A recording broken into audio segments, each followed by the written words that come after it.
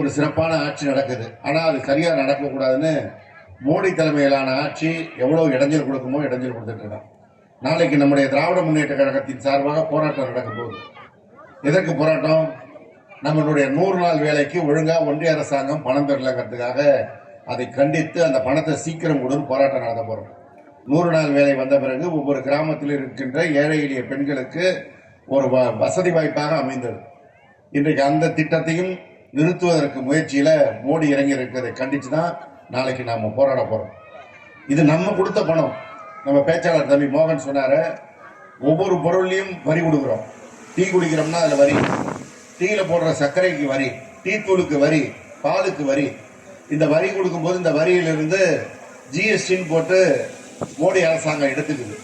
தமிழ்நாட்டில் வசூல் பண்ண பணத்துல நமக்கான அரசாங்கத்திற்கு பங்கு கொடுக்கணும். மீதி பாதியை வச்சு கொண்டு அவங்க ராணுவம் நடத்துறதோ மற்ற நிர்வாகத்தை நடத்துறதோ நடத்தணும். ஆனா நம்ம ₹1 வரி கொடுத்தா 29 காசு தான் நமக்கு மீதி தராங்க. மீதி 71 காசை அவங்க வச்சுக்கிறாங்க. அந்த 71 காசை என்ன பண்றாங்கன்னா, பிஜேபி ஆளுகின்ற மாநிலமா இருக்கின்ற உத்தரப்பிரதேசம், பீகார் போன்ற மாநிலங்களுக்கு அங்க கொடுக்குறான். எப்படின்னா, அங்க ₹1 வரி வாங்கினா அந்த மாநிலத்துக்கு ₹2000 ₹3000 கொடுக்குறான். நான் ஒரு உதாரணத்துக்கு ₹1 சொல்றேன். இது கோடியில நாம கொடுக்கிற வரிப்படத்தெல்லாம் கொள்ளடிச்சுட்டு போய் அங்கே வைத்துக் கொள்கின்ற ஒரு ஆட்சியாகத்தான் இன்றைக்கு மோடியோட ஆட்சி நடக்குது. நேற்றுக்கெல்லாம் டிவியில ஒரு செய்தியை பார்த்திருப்பீங்க. சென்னையில பெண்கள் காலை நேரத்தில் வெளியில வருகின்ற பொழுது கழுத்தில் இருந்த தாலியை 2 பேர் அறுக்கிறான் பைக்ல. உடனடியா கம்ப்ளைண்ட் பண்ண உடனே போலீஸ் தேடுறாங்க எங்க போனான்னு. அங்க தேடி கண்டுபிடிச்சா அவன் விமான நிலையத்தில் போய் விமானத்தில் ஏறி உட்கார்ந்துருக்கான். விமானத்தில் ஏறி உட்கார்ந்துருக்கவன அவன் தான் திருநாங்கிறத சிசிடிவி கேமரா மூலமா கண்டுபிடிச்சு அவங்கள இறக்கிட்டு அரெஸ்ட் பண்றாங்க. தப்பி ஓட ஒருத்தன் போறான், அவனை போலீஸ் சுட்டுறது. இன்னொருத்தன் இப்ப உள்ள இருக்கான், அவன் கூட்டாளி எங்க இருக்கான்னு கண்டுபிடிச்சிருக்காங்க. எந்த ஊர்ல இருந்து வந்தா? வட இந்தியாவில இருந்து அவன் வந்தான்ட்டாங்க. அவன் திருடன், வயிற்று பிழைப்புக்கு இங்க திடீர்னு விமானத்துல போறான். இதுதான் ஒன்றிய அரசாங்கம், மோடி அரசாங்கம் பண்ணுது. நம்ம பணத்தை திருடிட்டு போய் வடக்கு இருக்கிற மாநிலங்களுக்கு கொடுக்கின்ற ஒரு நிலை தான் இன்றைக்கு மோடி அரசாங்கம் செய்கிறது.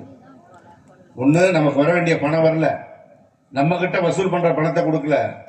இன்னொரு மிக முக்கியமானது, இந்தி படின்னு மீண்டும் நம்ம மீது ஆரம்பிக்கிறோம். ஏன்டா இந்தி படிக்கணும்னு கேட்டா, நீ டெல்லிக்கு போனா உனக்கு இந்தி வேணாமா, பாம்பேக்கு போனா உனக்கு இந்தி வேணாமான்னு ஒரு அந்த கட்சிக்கு தலைவராக இருக்கிற ஒருத்தன் கேட்கிறான். ஆனா மீண்டும் இந்தியாவை ஏன் திணிக்க வரான்னா, எல்லாரும் இந்தி படிக்கணும் ஒரு கட்டாயம் வந்தா இந்தியை தாய்மொழியா கொண்டவன் நம்ம விட கூட மார்க் வாங்குவான்.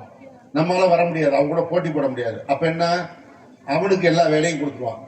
இப்பவே நம்ம ஊர் பேங்குக்கு போனா இந்தி தெரிஞ்சவன் தான் உட்கார்ந்துருக்கான். இந்த நிலைமை வந்ததுன்னா இங்க இருக்க யூனியன் ஆபீஸ்ல இருந்து தாலுகா ஆபீஸ்ல இருந்து இந்தி படிச்சவனை கொண்டாந்து உட்கார வச்சு அவன் இந்தியில பேசுவான், நம்ம தமிழ்ல பேசுவோம். தகராறு தான் நடக்கும். இதை ஒரு திட்டம் தான் இன்றைக்கு மோடி வைத்திருக்கிற திட்டம். இதையெல்லாம் தான் நம்முடைய முதலமைச்சர் தளபதி மு.க. ஸ்டாலின் அவர்கள் எதிர்த்துக் கொண்டிருக்கின்றார்.